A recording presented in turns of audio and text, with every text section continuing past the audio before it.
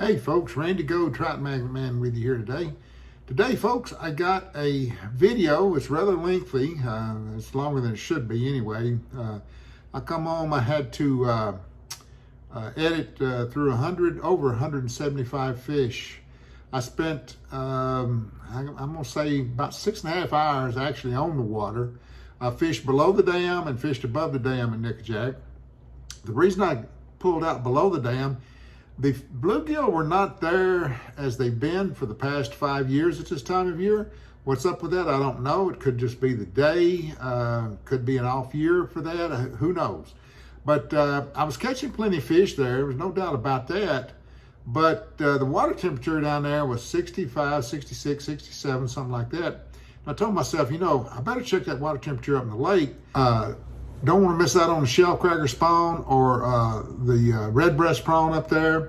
And I'm glad I put in the lake. It's a little bit of effort to, you fish for a couple of hours and you're tired already. You got to pull out and go up another ramp, or you can lock through, but lock through takes too darn long.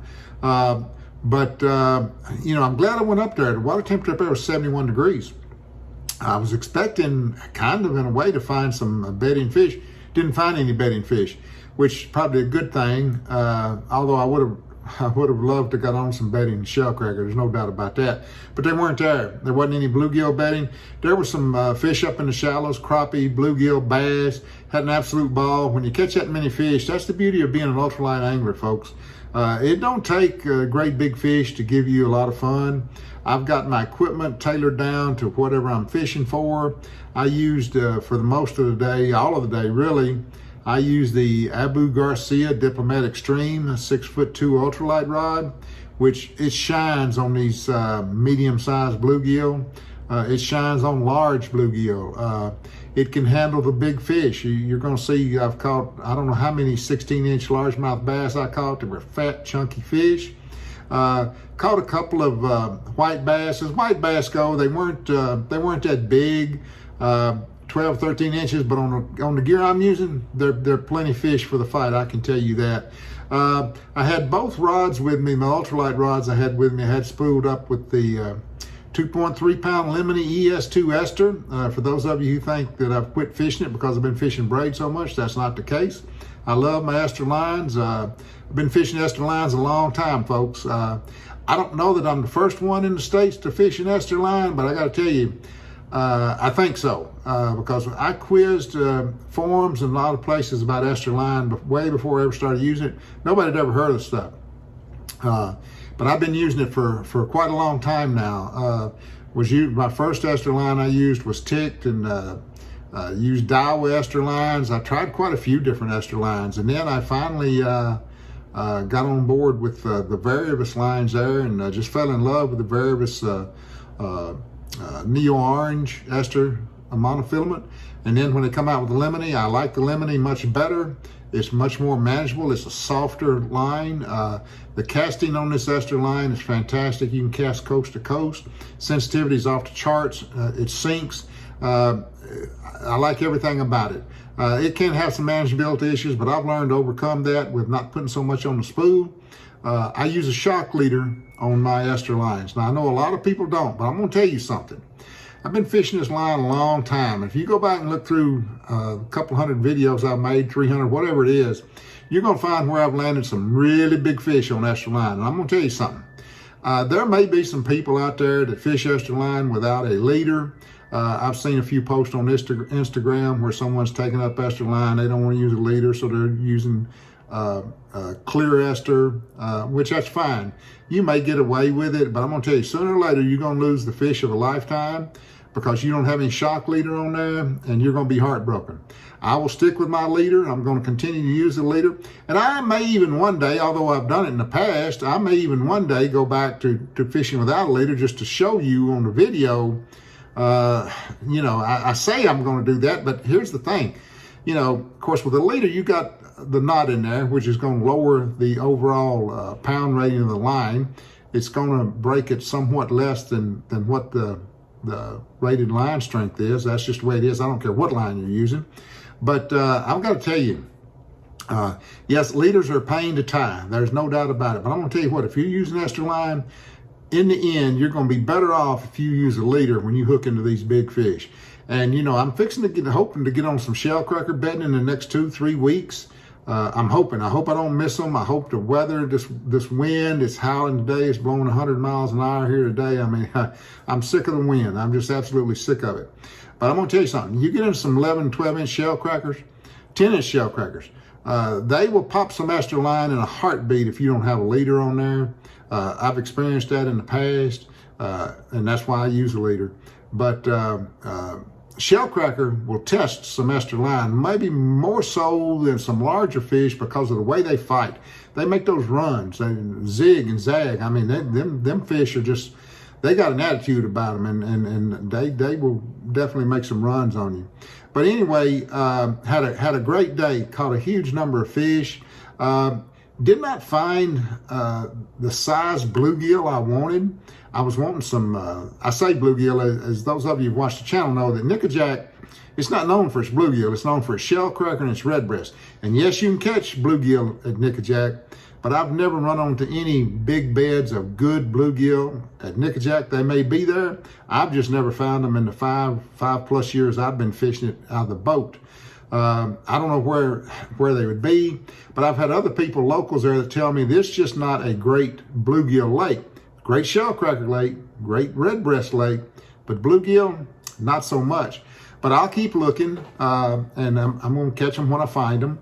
But down there, it's like 7.5-inch bluegill. It's pretty good bluegill in that lake. If you get to 8.5-inch, that'd be better. But I just haven't run any consistent huge numbers of 8.5, 9-inch bluegill in that lake.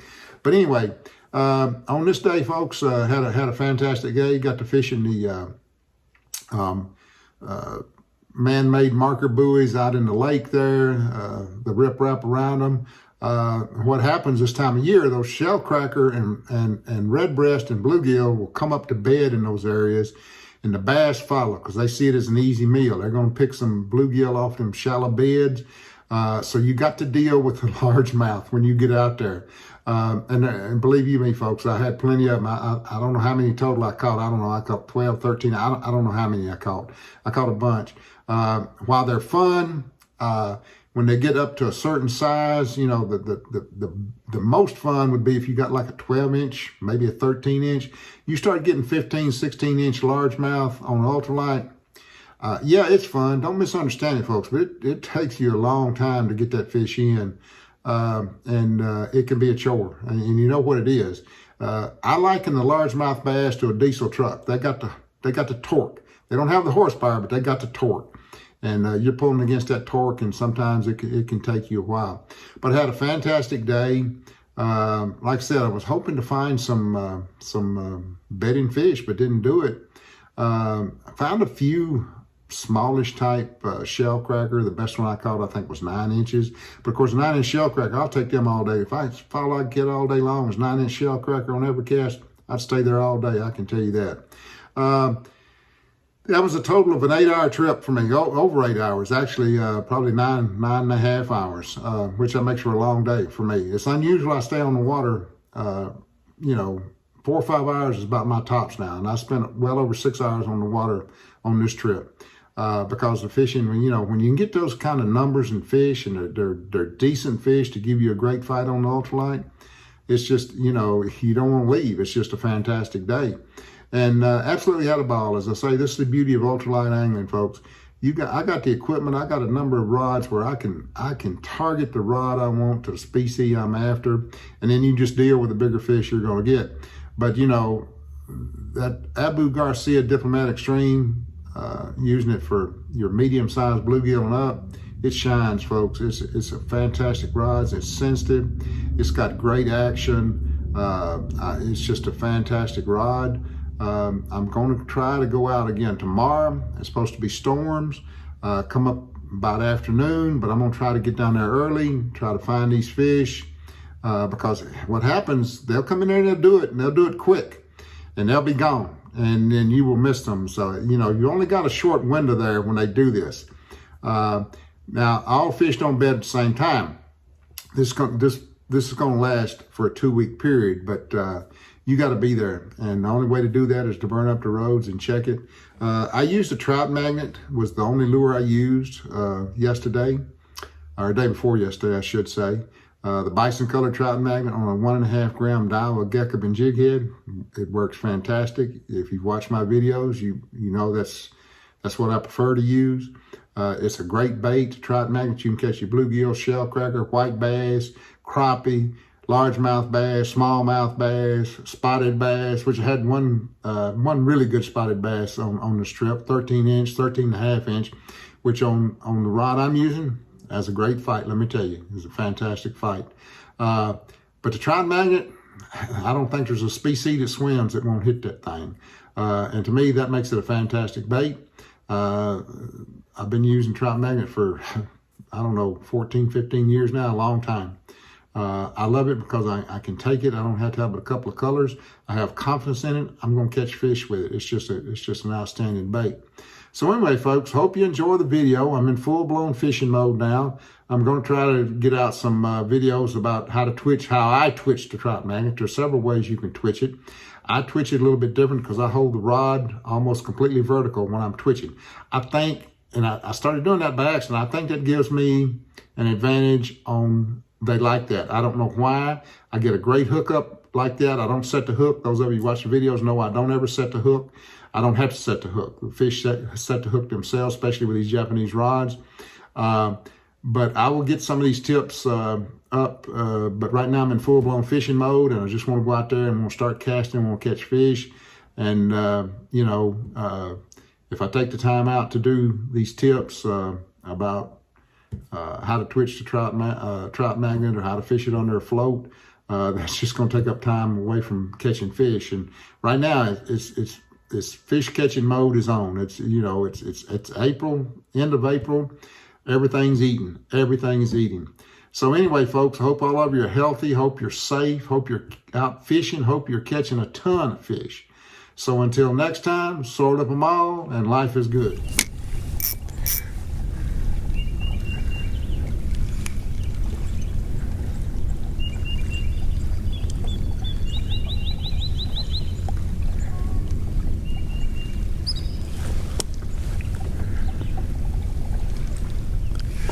Here we go, folks. Decent fish here. Oh yeah, yes sir. What we got here? I believe it's a good white bass. Don't know that. That's what I think though. Yes sir. Shoot fire.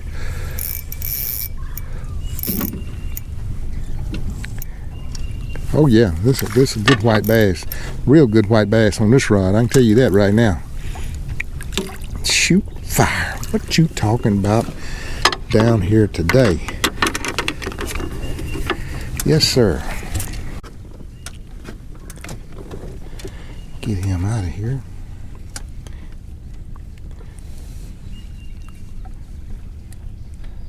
Well, okay, let's get him. I mean, simmer down now.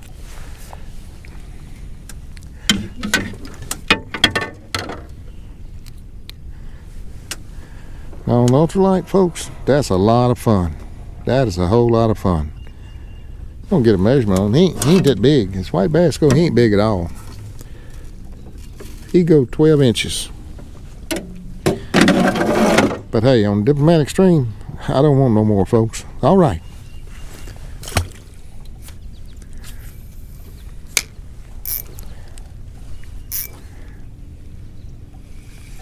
Here we go, folks. Here we go. Another, I don't know what this is. Oh, shoot fire. What you talking about here now? Shoot fire. Yes, sir. I'll take some of these if I can get them. Yes, sir.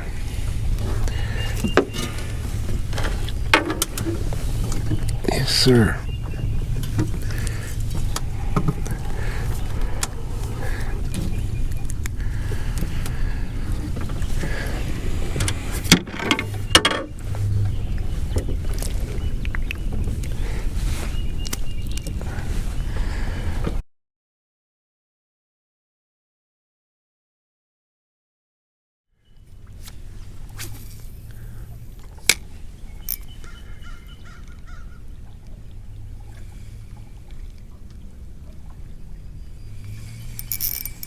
What we got here, folks? What we got here? This fish cutting up. Cutting up pretty good. Oh, I see why. Yes, sir. I probably shouldn't do this. Oh, man, that's a beautiful redbreast right there, folks. That is a gorgeous redbreast.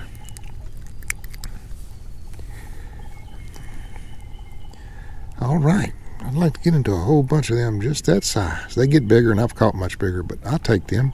All right.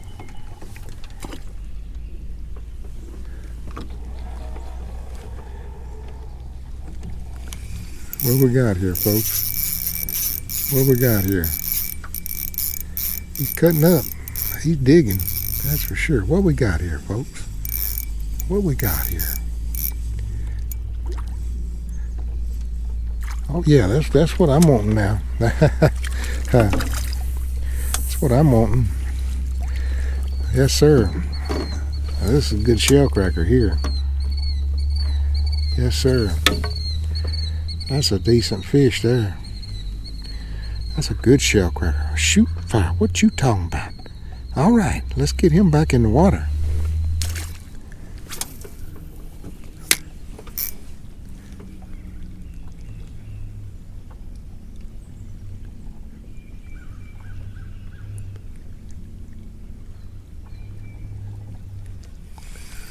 Here we go.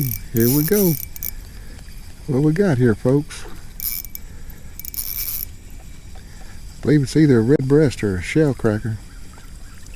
Oh yeah, look at here. Look at here, what a redbreast. Shoot fire. What you talking about now? Yes, sir. These redbreasts are something else, folks. They are just a beautiful fish, and they are a lot of fun to catch. All right. Come on. Come on. Get up in here. Get up in this net. All right. Shoot fire. Yes, sir.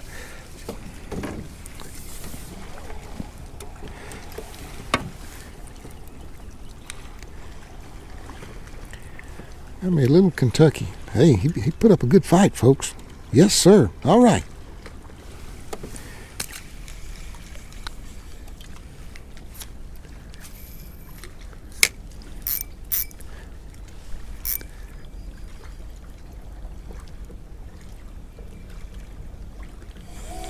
Here we go. Here we go, folks.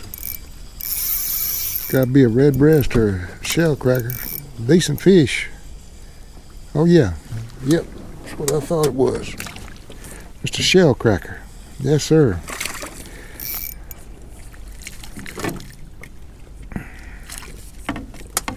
Yes, sir. All right.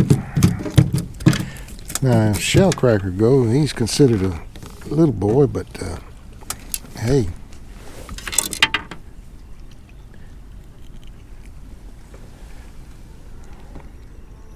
Give me a battle. All right.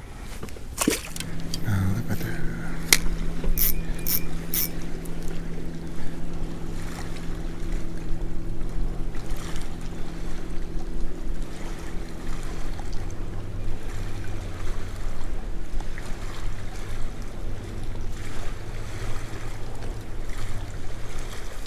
Ooh, what we got here, folks?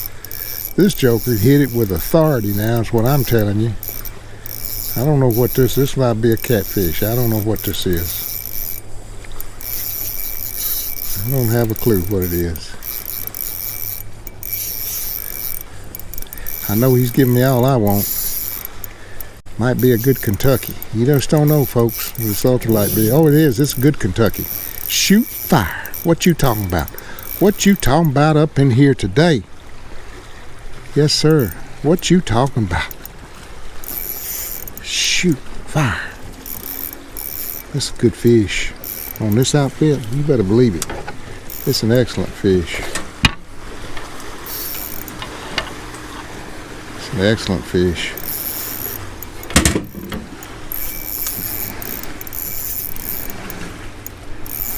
Come on, get out, man. Shoot fire. Come back up here. Come here.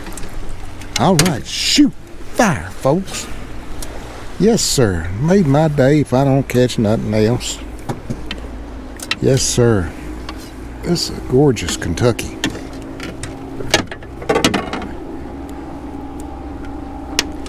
That's a gorgeous fish. On ultralight, you better know that's a good fish. I'll get a measurement on him just to see.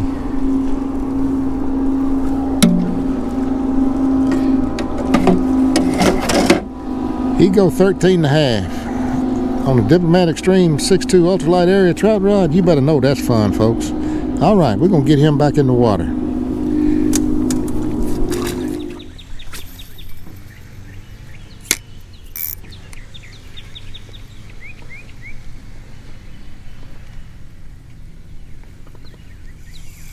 Here we go, folks. Here we go. What we got here? I think we got us a largemouth. That's what I think, but I don't know. I don't know. I think we got us a big old largemouth. That's what I think. I could be wrong. Oh no, no. Got Mr. Crappie. Mr. Crappie. Yes, sir. Huh. Thought it was a largemouth. What's wrong with me?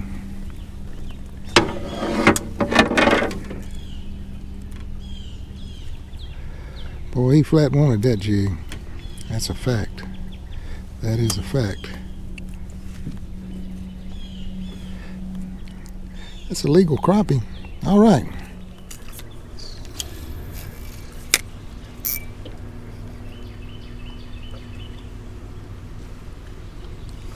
Here we go, another crappie. Another crappie, folks. Yes, sir. Another crappie. All right. All right. Yes, sir. Another crappie. Another decent crappie. I say decent. He's a good crappie. What you talking about? Shoot fire.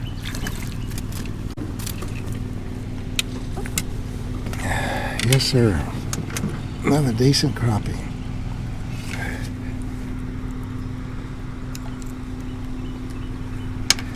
All right. All right. Good fish. Very low.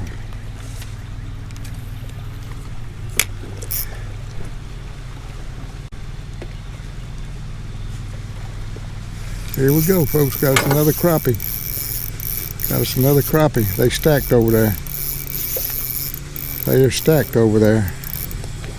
Yes, sir. Good crappie. Shoot fire. What you talking about? I say this is crappie. This may be Mr. Largemouth. I don't know what this is. I don't know. You give me all I want. I think it is. I don't know. I can't see. This water's. That's a largemouth. Big old largemouth. Shoot fire, folks. Shoot fire. What you talking about now here today? This is a shoot fire.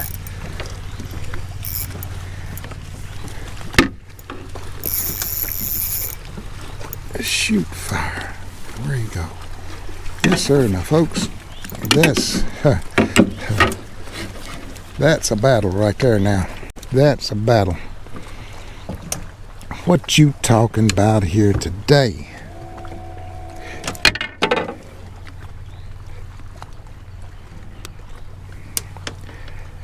Yes, sir. Look at the size of that largemouth. I'm going to get a measurement on him.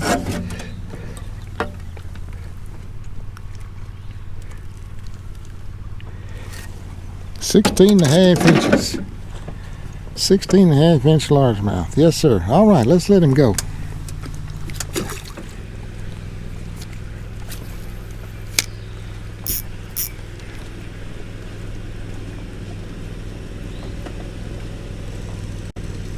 Here we go, folks. Here we go. I don't know what this is.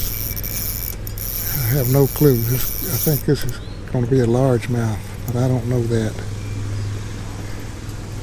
I'm not sure what it is. I don't know. No, it's a shell cracker. That was bluegill. Nice bluegill too. Shoot, what you talking about here today? Shoot fire.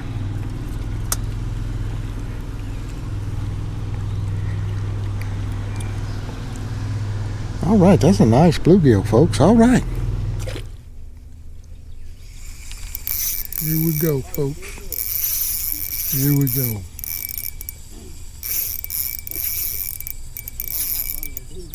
Another crappie.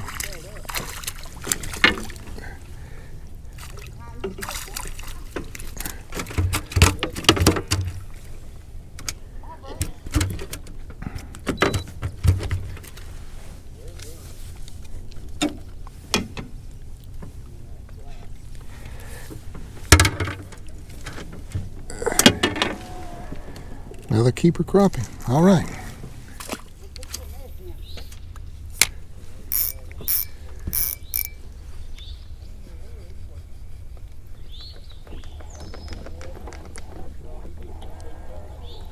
Here we go. Another crappie.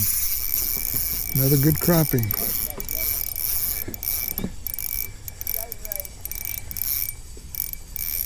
Another good crappie. I don't know. This may be I don't know what this is. That's another largemouth. Another largemouth. Shoot fire. What you talking about here now?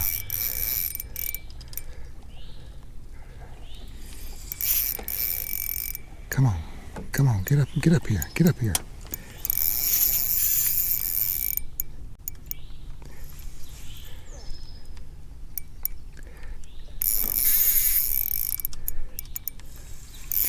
Good fish, folks. Good fish. Come on. Real good fish. All right. Yes, sir. Yes, sir. Another good largemouth, folks. Wow. Wow, wow, wow.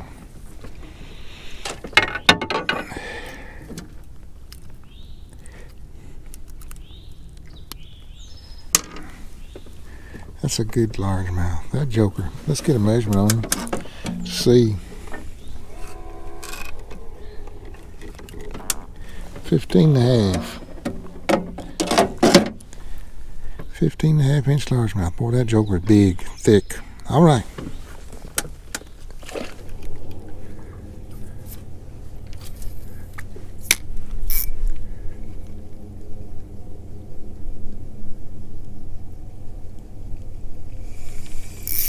Here we go, folks.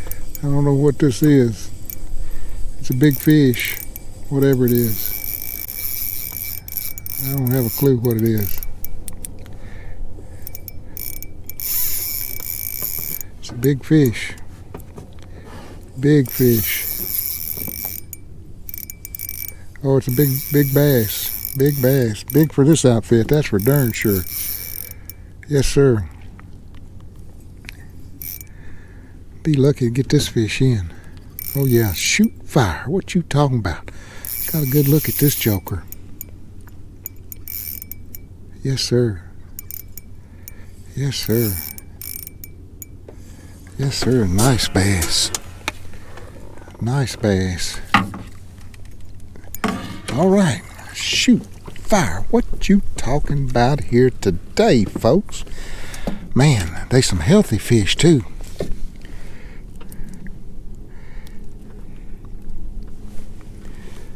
All right, another healthy. That's about a 13, 14-inch bass. That joker's heavy. Wow. All right.